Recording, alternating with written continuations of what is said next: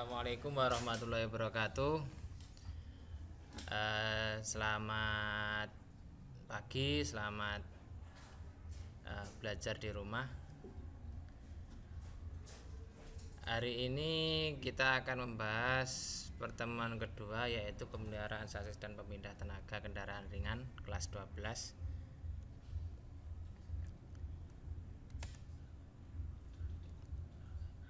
Kita akan membahas KD 3.16 dan 4.16, yaitu mendiagnosis kerusakan transmisi manual. 4.16 yaitu memperbaiki transmisi manual. Indikator 3.16 dan 4.16 yaitu yang pertama 3.16.1 menentukan cara perbaikan transmisi manual. 3.16.2 menentukan cara penggantian minyak pelumas transmisi manual. 3.16.3 menentukan cara menyetel gerak tuas pemindah gigi. 4.16.1 yaitu melakukan perbaikan transmisi manual. 4.16.2 mengganti minyak pelumas transmisi manual. 4.16.3 menyetel gerak tuas transmisi manual. Kita masuk ke materi, yaitu perbaikan transmisi manual. Pemeliharaan dan perbaikan transmisi manual tidak terlalu rumit, namun memerlukan kejelian. Ada beberapa hal yang dapat dilakukan untuk pemeliharaan dan merawat transmisi kendaraan agar awet dan tahan lama. Untuk mengenang kembali atau kita flashback komponen-komponen transmisi. Di sini ada tuas transmisi, kemudian ada shift rod atau batang pemindah, terus kemudian ada shift fork, terus di sini ada sinkronis ring ketiga dan 4, terus paling depan di sini ada input sub, terus bagian bawah itu ada counter sub, terus ada 1 dan 2 sinkronis ring, terus ada idler gear dan output sub. Dalam perawatan maupun perbaikan, nanti pemeriksaan itu dilakukan pada semua komponen-komponen transmisi.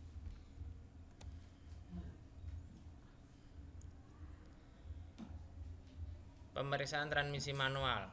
Pemeriksaan pada transmisi dapat dilakukan dalam beberapa hal, yaitu yang pertama, memeriksa kebebasan gerak tongkat pemindah.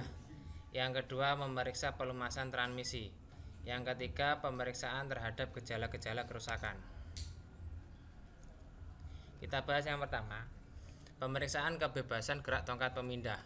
Kebebasan yang berlebihan disebabkan oleh keausan baut-baut pada setiap sambungan, kerusakan pada bushing, atau penyetelannya yang tidak sesuai. Secara visual atau pengamatan langsung permasalahan tersebut dapat dilakukan.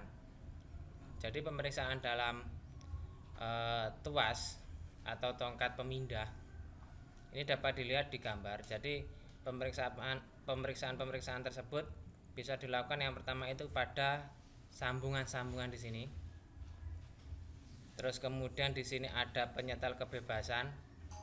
Kalau penyetelan ini tidak sesuai, itu dapat mempengaruhi kerja dari transmisi.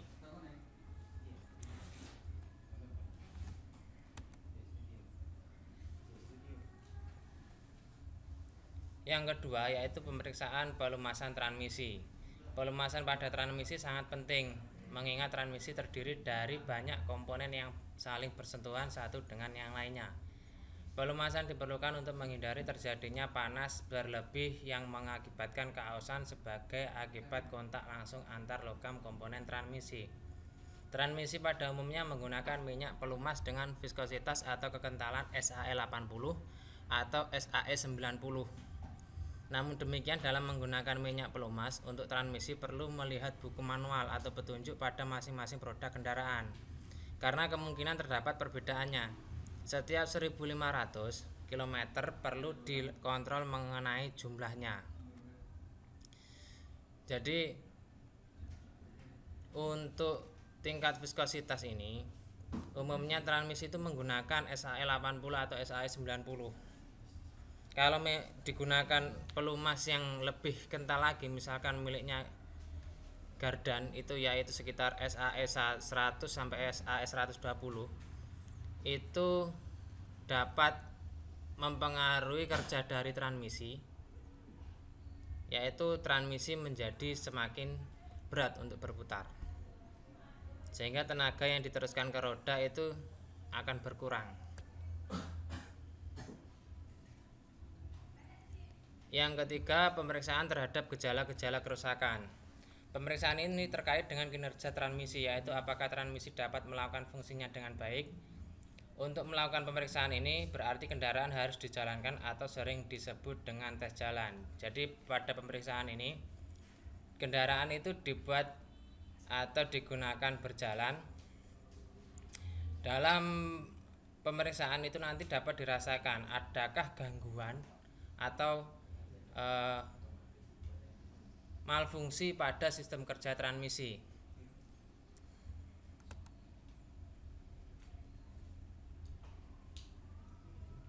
Yang selanjutnya adalah gejala kerusakan pada transmisi dan cara memperbaiki. Berikut adalah tabel gejala-gejala kerusakan pada transmisi manual dan cara perawatannya. Di sini sudah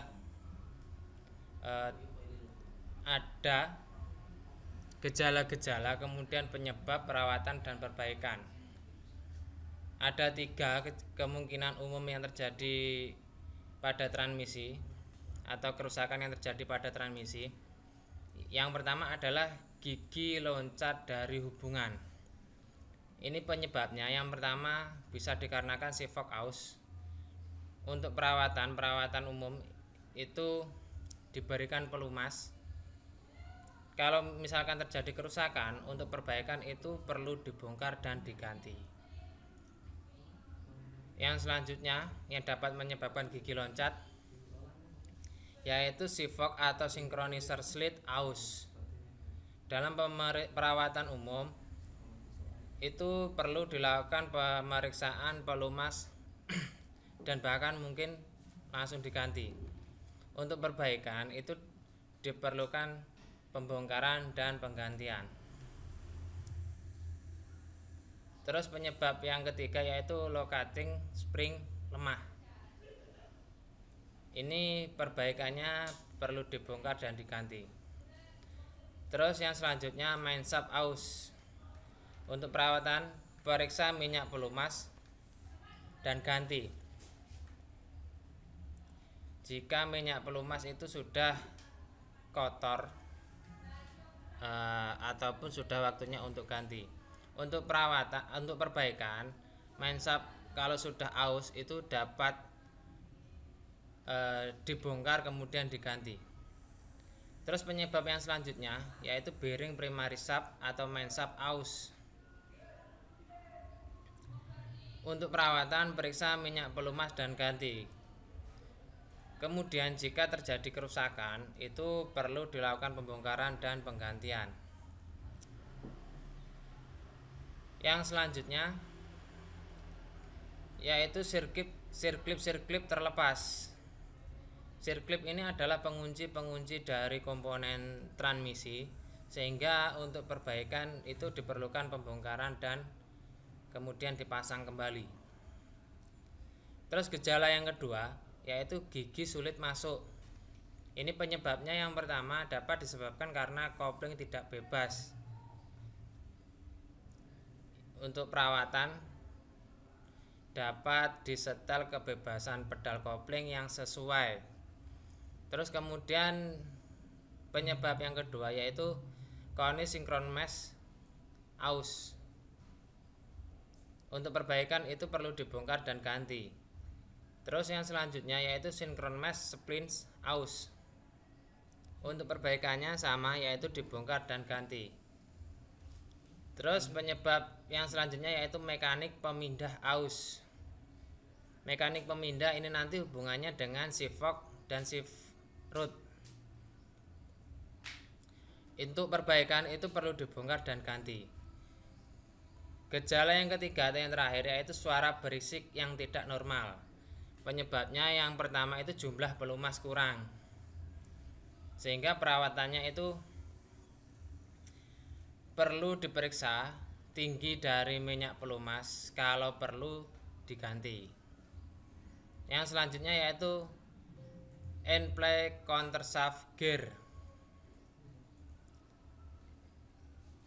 end play counter shaft gear yaitu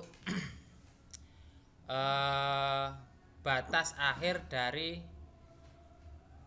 atau batas maksimal keausan dari counter shaftnya. Untuk perbaikan itu perlu dibongkar dan ganti. Terus yang ketiga yaitu end play reverse idler gear. Ini untuk perbaikan, bongkar dan ganti sim atau bantalan sisipan. Terus yang selanjutnya yaitu end play pinion shaft. Untuk perbaikan itu bongkar dan ganti sim. Yang terakhir yaitu keausan roda gigi transmisi.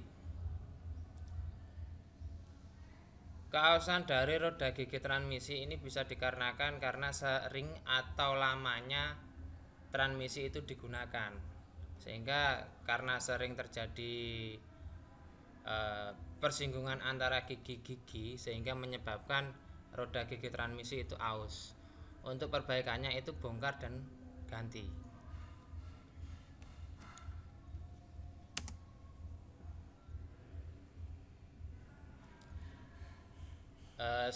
Sekian video kali ini, semoga materi dalam video ini dapat dipahami. Sekian dan terima kasih. Assalamualaikum warahmatullahi wabarakatuh.